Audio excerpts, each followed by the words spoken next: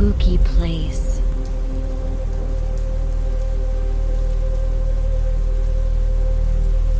Welcome back to the spooky place, where the stories don't just scare you, they sink into your bones, they stain your soul, and they never, ever leave. Tonight, we gather around the fire, but not for warmth. No, tonight the flames only cast shadows. Dark, shifting things that watch from beyond the trees. The story you're about to hear is not just terrifying, it's cursed. Once you listen, it becomes a part of you. It clings to your thoughts, lurks in your reflection, and waits in the silence when the lights go out. But be warned, this story doesn't end when the video does. It lingers, it follows, and if you listen too closely, it might just whisper your name in the dark. So sit back if you dare, but remember, some things, once heard, can never be unheard. Some doors, once opened, can never be closed.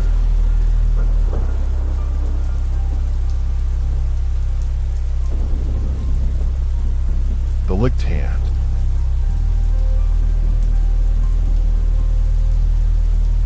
The rain had been relentless all day, a steady drumbeat against the windows of the old, creaky house. 12-year-old Emily sat cross-legged on the living room floor, her golden retriever, Max, sprawled beside her. The storm had knocked out the power hours ago, leaving the house cloaked in darkness, save for the flickering glow of the candles she had lit. Her parents were out of town, and the babysitter had canceled last minute, leaving Emily alone. Well, almost alone. Max was her loyal companion, his warm presence a small comfort in the eerie silence. As the night deepened, the house seemed to come alive with sounds. The wind howled through the cracks in the windows, and the old pipes groaned like distant whispers. But it was the dripping sound that caught Emily's attention. At first, it was faint, almost imperceptible, but as the hours dragged on, it grew louder, more insistent. Drip, drip, drip. It echoed through the halls, a maddening rhythm that made her skin crawl. It's just the rain, she muttered to herself, clutching Max's fur. The dog whined softly, his ears twitching as if he, too, could sense something was off. Emily tried to ignore the sound, focusing instead on the warmth of Max's body and the soft, rhythmic licking of her hand from under the bed. His tongue was rough but comforting, a reminder that she wasn't entirely alone. But as the night wore on, the licking became strange. It was slower, more deliberate, almost human. Emily's heart began to race, her breath catching in her throat. She glanced down at Max, who was lying beside her, his head resting on his paws. His tongue was still, his eyes half closed in sleep. "Max," she whispered, her voice trembling. The licking continued, steady and unrelenting, but it wasn't coming from Max. It was coming from under the bed. Emily's blood turned to ice. She froze, her mind racing. The dripping sound grew louder, mingling with the wet, sloppy noise of the licking. She wanted to scream, to run, but her body refused to move. The candles flickered, casting long, twisted shadows on the walls.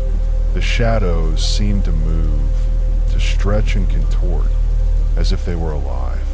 Summoning every ounce of courage, Emily slowly leaned over the edge of the bed and peered underneath. Her heart stopped. There was nothing there, nothing but darkness. Yet the licking continued, closer now, as if whatever was doing it was right beneath her. Terrified, Emily scrambled to her feet, her breath coming in short, panicked gasps. Max woke with a start, barking furiously at the empty space under the bed. The licking stopped abruptly, replaced by an oppressive silence that seemed to press down on her from all sides. "We need to get out of here," she whispered to Max, grabbing his collar and pulling him toward the door.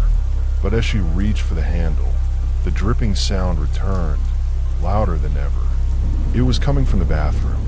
Against her better judgment, Emily found herself drawn to the source of the sound. The bathroom door was slightly ajar, a sliver of darkness peeking through. She pushed it open, her hand trembling as she reached for the light switch. The power was still out, but the faint glow of the moon through the window illuminated the room just enough to see. The sink faucet was dripping, each drop falling into the basin with a sickening plop. But that wasn't what made her blood run cold. On the mirror, written in jagged, crimson letters, was a message. Humans can lick too. Emily's scream caught in her throat. She stumbled backward, her mind reeling. Max growled, his hackles raised, as the shadows in the bathroom seemed to shift and writhe. The dripping sound grew louder, faster, until it was a deafening roar. And then, from the darkness, she heard it, a low, guttural laugh, followed by the unmistakable sound of something wet and sloppy moving closer. She turned to run, but the door slammed shut behind her, trapping her in the bathroom. The candles in the hallway flickered and went out, plunging the house into complete darkness. Max barked furiously, his claws scrabbling against the door, but it was no use. Emily pressed herself against the wall, her heart pounding in her chest. The licking sound returned, closer now, so close she could feel the warmth of breath on her skin. She closed her eyes, tears streaming down her face, as something cold and wet brushed against her hand. And then, just as suddenly as it had begun, everything stopped. The dripping, the licking, the laughter, all of it ceased. The bathroom door creaked open, and Max bounded in, whining and licking her face. Emily clung to him, sobbing with relief. But as she looked up at the mirror, her relief turned to horror. The message was still there, but it had changed. The words now read, "I'm still here." And in the reflection, just behind her, stood a shadowy figure, its mouth twisted into a grotesque smile, its tongue flicking out like a serpent's. Emily screamed, but no sound came out. The figure stepped closer, its eyes glowing with a malevolent light. Max growled, but the figure simply reached out, its hand passing through the dog as if he were made of smoke. Max collapsed to the floor, lifeless. The last thing Emily saw before the darkness consumed her was the figure leaning in, its tongue brushing against her cheek, and a voice whispering in her ear. Humans can lick too. When her parents returned the next morning, they found the house empty. The candles had burned down to stubs, and the bathroom mirror was shattered, the words scrawled in blood still visible on the shards. Max was gone, and Emily was never seen again. But sometimes on stormy nights, if you listen closely, you can still hear the dripping and the licking.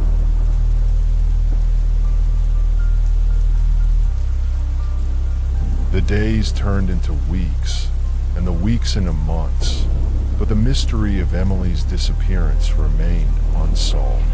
The police searched the house, the surrounding woods, and even the nearby town, but there was no trace of the young girl or her dog. The case grew cold, and the house was eventually boarded up, left to rot in silence.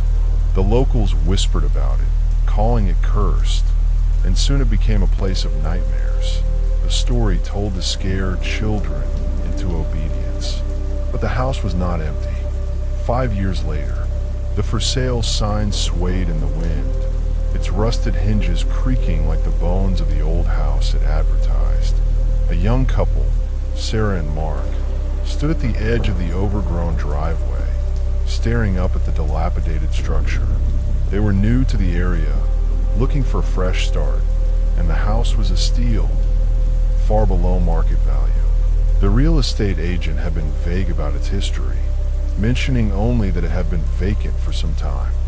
"It's got potential," Mark said, his voice tinged with excitement.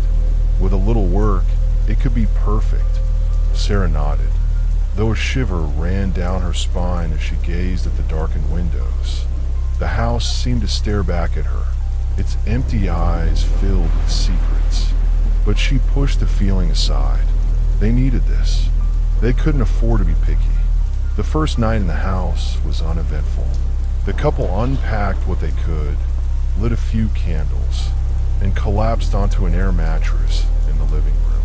The power wouldn't be turned on until the next day, and the storm raging outside made the house feel even more isolated. Sarah lay awake, listening to the rain hammer against the roof and the wind howl through the trees. Mark snored softly beside her, oblivious to the unease creeping into her mind. Then she heard it. Drip, drip, drip. The sound was faint but unmistakable. It came from somewhere down the hall, near the bathroom. Sarah sat up, her heart pounding. She told herself it was just the rain, but the rhythm was too steady, too deliberate. She shook Mark awake. "Do you hear that?" she whispered. Mark groaned, rubbing his eyes. "Hear what?" "The dripping. It's coming from the bathroom." He listened for a moment, then shrugged. "It's an old house. Probably just a leak. We'll check it out in the morning." Sarah wanted to believe him, but the sound gnawed at her. She lay back down, staring at the ceiling, her mind racing. The dripping continued, a relentless metronome that seemed to grow louder with each passing minute. And then she felt it. Something cold and wet brushed against her hand, which was dangling off the side of the air mattress. She yanked it back, her breath catching in her throat. Mark was still asleep, his back to her. She told herself it was just her imagination, but the sensation lingered, a phantom touch that made her skin crawl. The next morning, Sarah insisted they investigate the bathroom. The dripping had stopped, but the sink was dry, the pipe silent. Mark laughed it off, chalking it up to the house settling, but Sarah wasn't convinced. She couldn't shake the feeling that something was wrong. As the days passed, the strange occurrences grew more frequent. Doors would slam shut on their own. Shadows would move in the corners of her vision, disappearing when she turned to look. And always there was the dripping. It would start at night, soft and distant, but by morning it would be deafening, echoing through the halls like a maddening drumbeat. One night, Sarah woke to find Mark's side of the bed empty. The house was silent. The dripping finally stopped. She called his name, her voice trembling, but there was no response. She grabbed a flashlight and ventured into the hallway, her heart pounding in her chest. The bathroom door was ajar, a faint light spilling out from within. Sarah pushed it open, her breath hitching in her throat. The mirror was fogged, as if someone had just taken a hot shower, and written in the condensation were two words: "I'm back." Sarah's flashlight flickered, the beam dancing across the room. And then she saw him. Mark was crouched in the corner, his back to her, his shoulders shaking. Relief flooded her, but it was short-lived. "Mark?" she whispered, stepping closer. He turned slowly, and Sarah's scream died in her throat. His eyes were black, empty voids, and his mouth was stretched into a grotesque grin. His tongue flicked out, long and wet, like a serpent's, and then he lunged. When the police arrived the next morning, they found the house in disarray. The bathroom mirror was shattered, the shards scattered across the floor. Sarah was gone, and Mark was found in the basement, curled into a fetal position, muttering incoherently. He was taken to a psychiatric hospital, where he remained for the rest of his days, his mind shattered beyond repair. The house was boarded up once more, its secrets buried beneath layers of dust and decay. But sometimes on stormy nights, if you listen closely, you can still hear the dripping and the licking. And if you're unlucky enough to venture inside, you might just meet the thing that waits in the shadows, its tongue flicking out in anticipation. Because humans can lick too, and so can the things that wear their skin. A single father, David, and his teenage daughter, Lily, moved into an old, abandoned house, unaware of its dark history. The house was cheap, and David saw it as a fixer-upper. Lily, an artist, was drawn to its eerie charm. But soon, strange things began to happen. At night, Lily heard dripping sounds from the bathroom. Shadows moved in the corners of her vision, and one night, she felt something cold and wet lick her hand from under the bed. Terrified, she told her father, but he dismissed it as her imagination. The next morning, David found a message scrawled on the bathroom mirror. "She's mine now." Before he could react, the door slammed shut and the shadows closed in. Lily heard his screams, but couldn't reach him. Desperate, she found an old journal in the basement belonging to Emily, a girl who had vanished years ago. The final entry read, "It's not the dog. Humans can lick too." As Lily read, the shadows surrounded her. The dripping grew louder, and a guttural voice whispered her name. When police arrived, the house was empty. David and Lily were gone. The journal lay open, a new message scrawled. "It's not just humans." The house was sealed, but on stormy nights, the dripping and licking returned. Because humans can lick too, and so can the things that live in the shadows. The house remained abandoned, its windows boarded and its gate rusted shut. But the locals swore they sometimes saw flickering candlelight in the upstairs windows, even though no one had set foot inside for years. Children dared each other to throw stones at the house, but the stones never hit their mark. They would vanish mid-air, as if swallowed by the shadows. And always there was the sound of dripping, faint but persistent, like the house itself was bleeding. One night, a group of teenagers broke in, armed with flashlights and bravado. They laughed as they explored the dusty rooms, mocking the stories they'd heard. But their laughter died when they reached the bathroom. The mirror was shattered, and on the wall, written in what looked like dried blood, were the words, "You shouldn't have come." The dripping began, slow at first, then faster, until it was deafening. The shadows moved, twisting and writhing, and one by one, the flashlights went out. When the sun rose, the house was silent again. The teenagers were never seen, but their laughter still echoes on the wind, mingling with the dripping and the licking. Because the shadows are always hungry, and they're not just humans anymore. Years passed, and the house became a forgotten relic, its story fading into obscurity. But the darkness within never left. It waited, patient and hungry, for the next curious soul to cross its threshold.